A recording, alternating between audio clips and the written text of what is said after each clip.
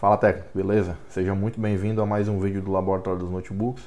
Hoje a gente está trazendo aí os famosos casos resolvidos, né? Isso aí é um quadro que faz muito sucesso no canal e que a gente está reativando esse quadro porque eu sei que você que está aí do outro lado gosta da forma como a gente conduz as análises por aqui.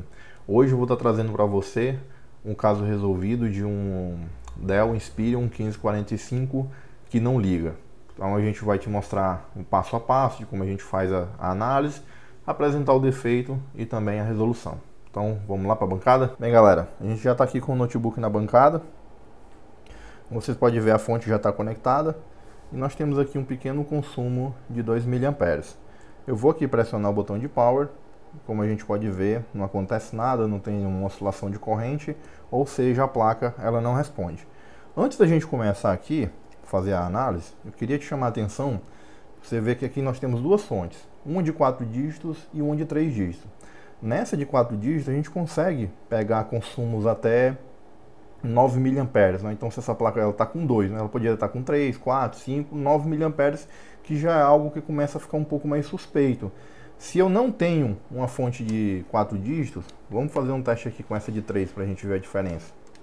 Por que isso é importante na bancada?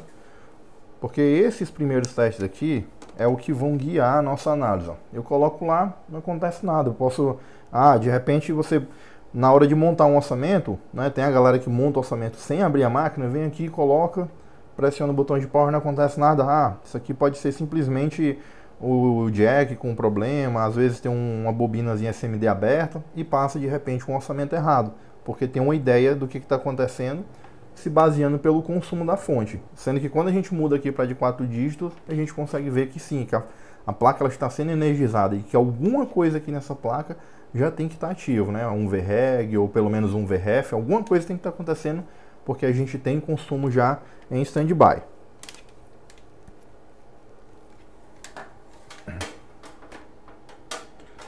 Outra coisa que eu queria frisar para vocês é que eu comecei na verdade a fazer análise dessa placa, e quando eu cheguei no que eu acho que é o defeito, né, porque eu não dei continuidade, a gente teve a ideia de gravar para vocês.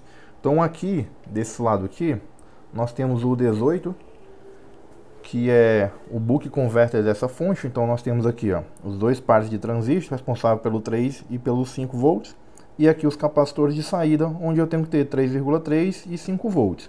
Vou ligar aqui o multímetro.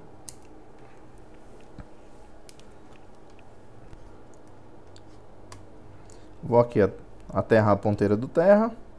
E aqui, na saída do capacitor, nada. Na saída do outro capacitor, nada. Aqui ainda no U18, o pino 6 dele é o pino de alimentação, é onde ele tem que receber os 19 volts. Então vamos fazer essa medição aqui rapidinho. Então tenho aqui 1, 2, 3, 4, 5, 6. Temos aqui os 19 volts. E eu continuei seguindo a sequência deste PWM. Então eu verifiquei as habilitações, verifiquei os VREG, VREF, e ele tem tudo, mas a gente não tem tensão de saída nas bobinas. Fui verificar então o que? Qual é o pino responsável por essa habilitação? Então aqui, esse PWM, só você está vendo aí no esquema, né, que ele é um MAX 17020. Então aqui nós temos o pino 14, responsável por habilitar a fonte de 5, e o pino 27, responsável por habilitar a fonte de 3,3 volts. Então vamos medir aqui rapidamente só o pino 14. Então aqui eu tenho 6, 7, 8, 9, 10, 11, 12, 13, 14. Seria aqui, e não temos habilitação. Aqui ainda no esquema a gente consegue ver que do mesmo lugar onde vem a habilitação dos 5 volts, também vai vindo 3,3 aqui na parte de baixo. E nós vemos que essa habilitação ela é uma só, que se chama 3V_5V_N, de Enable. E que ela se divide quando ela passa pelo R110 e pelo R134. A gente pega aqui o procedimento padrão, copia o nome dessa habilitação, mas aqui ele já está dizendo que vem lá da página 34, e nós vamos atrás dessa tensão. Então seria 3V_5V underline N. E nós vamos chegar aqui no D10, né, seguindo a lógica de funcionamento. O D10 ele fica em corte e por meio do R168 nós teríamos o sinal de S5 Enable, que está vindo lá da página 24. Então, mais uma vez, a gente vai seguindo o caminho contrário. Então é S5 underline Enable, S5 underline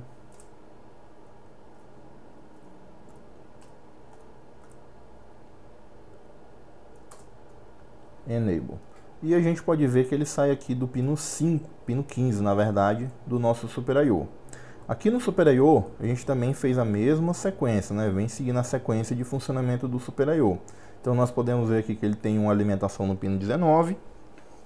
Vamos medir aqui essa alimentação. Então eu tenho aqui, ó, 5, 10, 15, 20 e 19.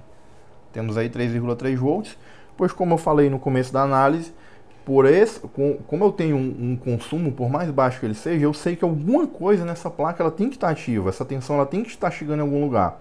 E a gente viu que no PWM primário nós temos a tensão de alimentação, temos a habilitação, seguimos a sequência e está faltando simplesmente a habilitação de 3 e 5 volts para que a gente tenha as tensões de saída.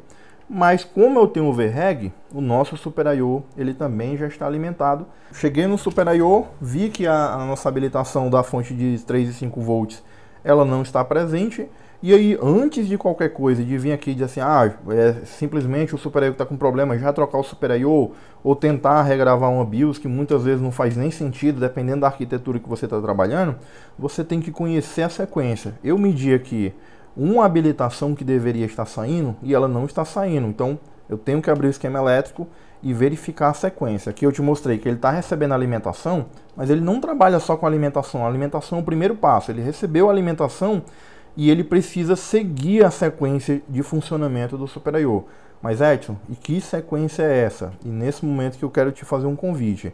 Se você está assistindo esse vídeo e você não sabe, não entendeu muito bem tudo que a gente falou aqui sobre a sequência do Buck Converter ou sobre a sequência do Super I/O, aqui mesmo na descrição desse vídeo a gente deixou aí um link do nosso site com todos os nossos cursos. Então quero te convidar a dar uma passada lá, conhecer o cronograma do curso e vir fazer parte da família LDN e conhecer um pouco mais sobre a análise de esquemas elétricos. Como eu já falei, a gente está sem um sinal de habilitação das fontes de 3,3 volts.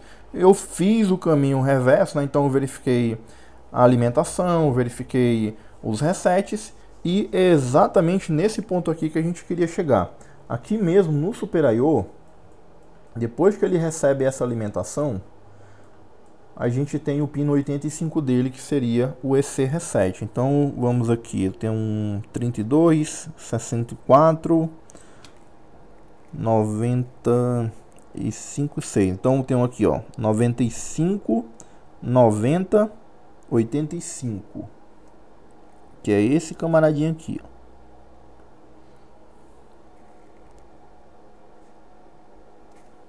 Então aqui, ó, no pino 85 eu deveria ter 3,3 volts. No entanto, olha só a tensão que eu estou encontrando. Eu tenho 1,4 volts. E o que é que isso significa, Edson? Significa que o nosso Super I/O ele está em reset, ele está travado na sequência. Então ele recebeu a alimentação, mas ele não vai interpretar nenhum sinal que chegue nos pinos dele, porque ele está travado. Pois no pino dele, 85, ele deveria ter 3,3 volts. Na verdade, ele só está com 1,4 volts. E aí a gente verifica de onde é que vem esse reset, né? Por onde chega essa alimentação.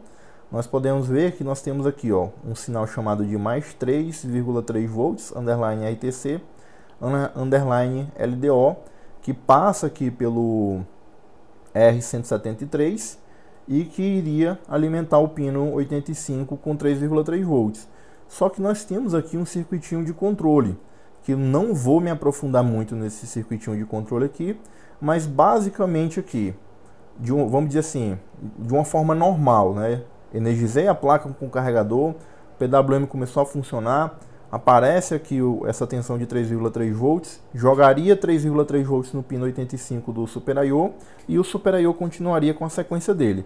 Em algum momento essa placa ela começa a funcionar, o usuário vem lá, aperta o botão de power, ela vai, ele está mexendo, papá, poderia ser acionado uma proteção. Essa proteção aqui na placa ela recebe o nome de Pure_HW_shutdown. Então, como tem esse HW aqui, a gente já sabe que é algo relacionado à temperatura, ou seja, eu poderia estar utilizando o notebook, o processador elevou demais a temperatura, então esse sinalzinho aqui ele seria ativo. Edson, mas ele vai ser ativo com quantos volts? Como a gente está vendo que se trata de um hashtag, né? Então é um sinal barrado, um sinal invertido. Em um ambiente normal, vamos dizer assim, a placa funcionando perfeito, sem nenhum defeito, esse camarada aqui, para ele estar ativo, ele precisa então de 0 volts. Então, se a minha placa não tem nada de errado, aqui eu não quero 0 volts, eu quero 3,3 volts na base do nosso Q10. Porque a gente sabe que quando o Q10 ele entrar na lógica de funcionamento dele e ele receber nível baixo aqui nessa base, né, nós estamos vendo aqui que nós temos um PNP, portanto a base dele é negativa. Quando essa base se torna mais negativa do que o emissor, o Q10 ele tem que conduzir. E quando ele conduzir, ele joga o EC Reset a 0 volts, fazendo o EC Reset surgir no pino 85 do Super I/O e o nosso Super I/O fica travado. Então agora a gente vai medir aqui tanto o emissor quanto a base do nosso Q10. O Q10 é esse camaradinho aqui, ó. Então o coletor dele vai estar aterrado, né? Então tem que dar 0 volts. O emissor dele, ó, que está ligado no pino 85 do Super I/O, deveria ter 3,3 volts, não tem. E na base dele, vamos ver se a base está zerada ou se tem alguma coisa na base. Olha aí, ó, a base tem 3,3 volts, ou seja, a sequência está correta. E entendendo a lógica de funcionamento, não somente da placa, não somente a nível de esquema, mas também tendo esse entendimento de eletrônica básica, eu não preciso tirar esse Q10 daqui e fazer medição, se ele está chaveando ou se ele não está chaveando. Eu já sei que ele é um PNP, a base dele está a nível alto e o emissor dele também está a nível alto. Então ele deveria estar em corte. Só que, ao invés de ter os mesmos 3,3 na base, ter no emissor também não.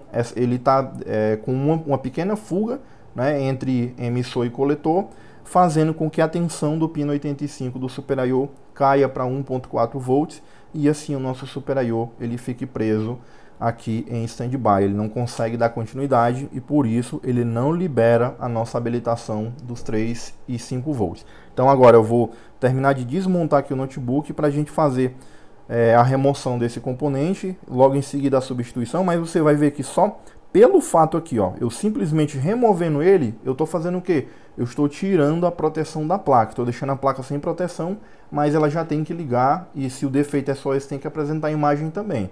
Mas, lógico, né, que a gente vai colocar um substituto para ele, para que a gente mantenha essa placa com a proteção contra excesso de temperatura. Então vamos lá. Bem, eu iria tirar a placa aqui do lugar, mas porque eu iria utilizar a estação de ar quente, mas eu posso remover ele com um ferro de solda mesmo, então nem vou precisar tirar a placa, desmontar ela inteira. Só aumentar aqui um pouco mais a temperatura, limpar aqui o ferro de solda.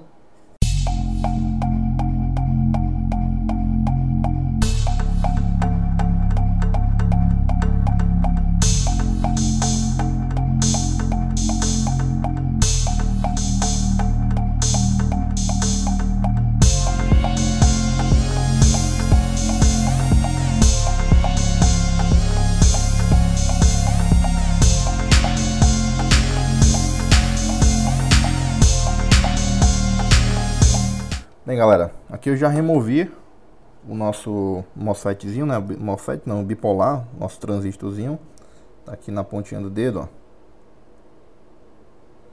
ó. Removido. Vou deixar ele aqui no canto. E agora eu vou plugar mais uma vez a fonte aqui, tá? Eu não vou me preocupar com limpeza agora, porque eu tô só mostrando pra vocês, tá? Mas depois a gente vai fazer a limpeza. Então, pluguei a fonte e a primeira coisa que a gente vai notar é que o consumo ali ele já mudou consideravelmente, ó. Agora eu tenho 10 mA. Vamos medir novamente aqui, ó, Sei que tem gente que é apressado aí, Edson, já aperta logo esse power aí e vê o que aconteceu. Calma, vamos entender aqui se realmente a nossa lógica ela está correta. Então aqui, onde era o emissor do nosso transistor, olha aqui, ó, tem que aparecer os nossos 3,3 volts. Então se tem 3,3 volts no emissor do transistor, tem que ter aqui também no pino 85. Então tem aqui, ó, pino 85, 3,3 volts. Então a sequência seguiu. Antes de pressionar o botão de power, vamos verificar aqui então, ó, saída da fonte 3,3 volts, onde antes a gente tinha 0. E agora eu tenho aqui também 5 volts, onde antes tinha 0. Então, vamos pressionar aqui o nosso botão de power. Consumo já subiu e imagem na tela. Belezinha? Comprovando que quando a gente analisa de forma em que a gente entende a sequência que a gente tem que analisar, a sequência que a gente tem que seguir, a gente não sai fazendo medições à toa na placa. Então, como você pode ver aí, o notebook está ligando, apresentando imagem. Obviamente, falta a gente colocar o substituto dele. Já deixei a plaquinha ali separada também, para a gente pegar o substituto dele. Fazer a limpeza, rodar a bateria de teste, que é padrão aqui, que a gente sempre roda essa bateria de teste. Mas está aí, mais um notebook resolvido. E o mais importante com esse vídeo, né? Você viu que alguns pontos de medição eu demonstrei, outros não. E mais uma vez eu quero te reforçar o convite. Se você não entendeu, ou se você ficou com dúvida, Edson, essa sequência, quando você fala de sequência, o que é que você está querendo dizer com essa sequência? É que cada componente ele tem uma sequência de funcionamento, ele obedece uma lógica de funcionamento. E que se você não sabe, aqui mesmo no link, na descrição desse vídeo, a gente deixou o link do nosso site com todos os nossos cursos, que com certeza vai agregar muito valor para você na sua vida profissional e vai te poupar muito tempo de bancada. Uma outra coisa que eu queria também te pedir, a gente estava analisando as estatísticas do canal e a gente descobriu que 60% das pessoas que assistem os nossos vídeos ainda não são inscritos. Então eu quero deixar uma missão para você nesse vídeo. Se você ainda não é inscrito, você vai agora mesmo clicar no botão inscrever-se, vai marcar o sininho para receber todas as notificações aqui do canal. Deixa o like também, ou o dislike, de repente tem alguma coisa que você acha que a gente tem que melhorar. Deixa o dislike, mas justifica também nos comentários, falando como que a gente pode melhorar esse tipo de vídeo aqui. Beleza? No mais, eu te deixo um forte abraço. Tá, então...